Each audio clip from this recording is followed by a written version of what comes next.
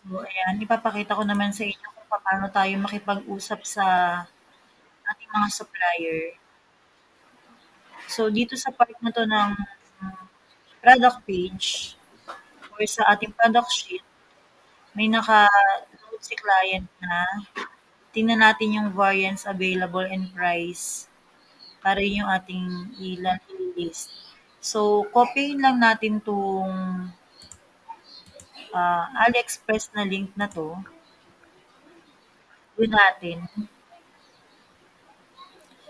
Okay, tapos tanungin natin kay supplier kung ano yung available dito sa mga product na 'to.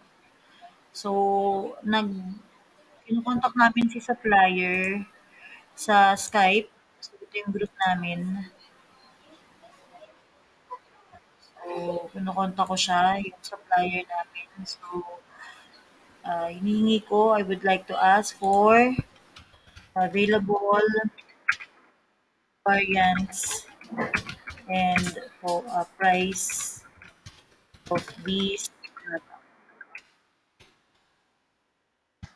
Tapos, sabihin ko yan. Tapos, tinanong pa dun sa baba nun kung meron pang mga client na ipapa-check. So, yung eyebrow stamp, isasama na rin natin. So, i-send na rin natin. So, copy lang natin yung link. Tapos, lagay natin doon. Lagay natin si Chris. Wait. Same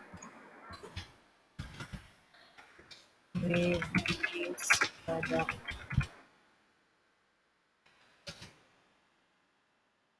Tapos, send natin yung link. Tapos, balik ulit tayo doon. So, tingnan ulit natin kung ano pang note. May note siya dun sa editor. Next. Okay, ito pa. Relationship love bracelet. Yung huli niya note for this week sana. Ibigay na sa atin kasi Friday. Wala sila ng Saturday. So, bigay rin natin to. So, ano yung available for this product at ang offer. So, send natin. Ayan, send naman natin ulit. So, I would like as the available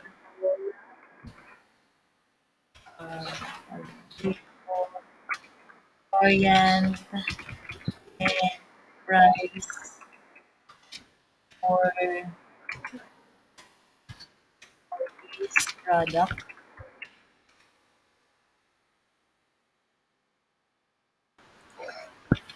And, and price for this product and what are needed offer. So, ayan na sabi ng supplier. Pinapusuan na niya. So, ihintayin na lang natin yung kanyang quotation. So, ayan na naman si client. So, ito yung client ko. Napakabait. Kasi hindi ko pa nagagawa. Dapat tapos na siya ng Tuesday. So, ayan.